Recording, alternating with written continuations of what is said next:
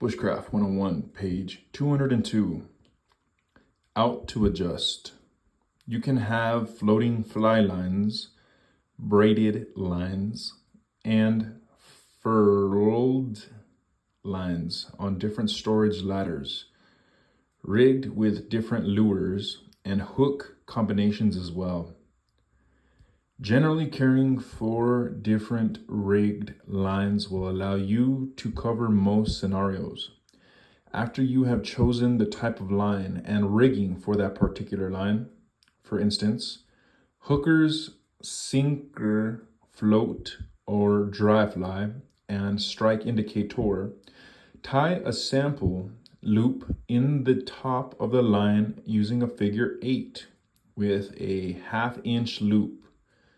To attach the lines to your rod, create a lark's head loop in the line and place that over the ball knot you created on the Lillian braid. At that point, it will self-tighten.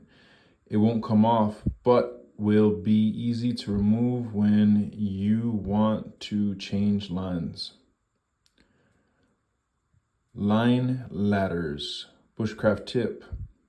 Line ladders are keepers to hold the rigged lines neatly and are not absolutely necessary. The lines can be coiled into a tin if you desire, but the ladders will keep them up from getting knotted when removed for use. A ladder is simply a miniature of a ladder made from wood or plastic. They can be easily fashioned from a flat strip of wood carved into a half-moon shape on each end.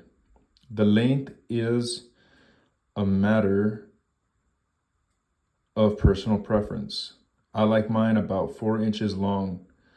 Wrap the line around them to keep it neat for use and set up for that particular application. Processing small game. Processing small game is faster and easier than processing a large animal and requires less energy to transfer the meat back to camp from the area of kill or capture.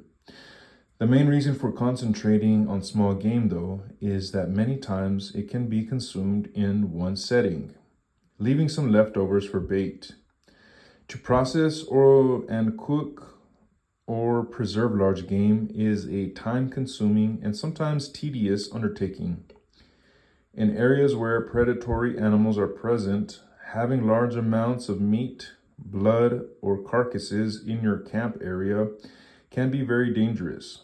Processing small game is a very easy task for page 203, the most part, and can be accomplished by anyone with minimal skill or practice. Small mammals.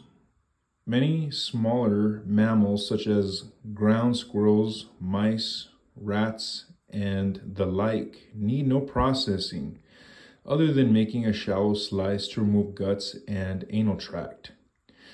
You can then place them in the fire to burn the fur off and cook the meat. Consume them whole to get all the nutrients from a small meal.